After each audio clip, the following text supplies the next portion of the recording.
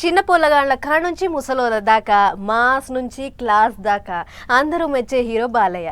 నడుమ కర్నూలు పట్టణంలో చూసినాం కదా, బాలయ్యను చూసిన సంబరంలో ముసలోళ్ళు కూడా సీటీలు కొట్టి డ్యాన్సులు వేసిర్రు. నందమూరి నటసింహానికి పబ్లిక్లో అట్లుంటుంది మరి పతారా.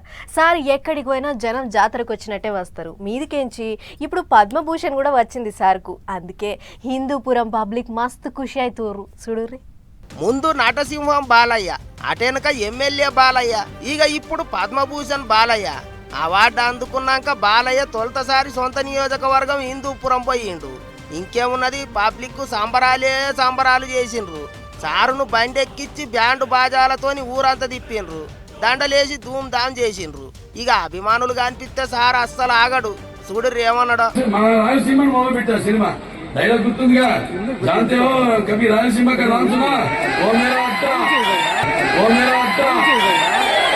ఆగా చూసిండ్రా, ఏ బిడ్డ రాయలసీమనా అడ్డా అన్నట్టే చెప్పిండు డైలాగు.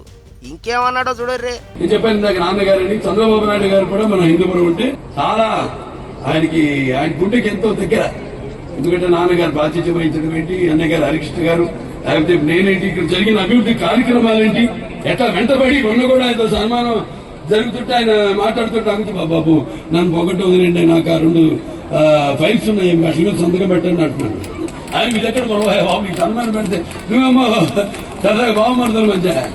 ఇందిరమ్మ కాలనీ పబ్లిక్ కు ఇండ్ల పట్టాలు పంచిపెట్టనికే పోయిన సారు గిట్ల డైలాగులు తీరు ముచ్చట్లు చెప్పుకుంటా పబ్లిక్ ను పాయిరంగా అరుచుకున్నాడు. బాటేంట పోత ఎవ్వరు అడ్డం వచ్చి ఆపతి చెప్పుకున్నా అందరినీ నోరార పలకరించిండు. కష్టమేంటిదో తెలుసుకొని అన్ని తీరుల సాయం చేస్తానని మాటిచ్చిండు. అంతేకాదు, సైకిల్ పార్టీ కార్యకర్తల జోలికి రావద్దని ఫ్యాన్ పార్టీ వాళ్లకు గట్టిగానే వార్నింగ్లు ఇచ్చిండు.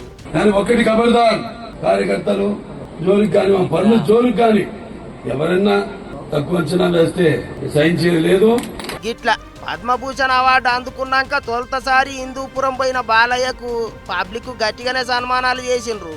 మస్తు ప్రేమ చూపించిండ్రు.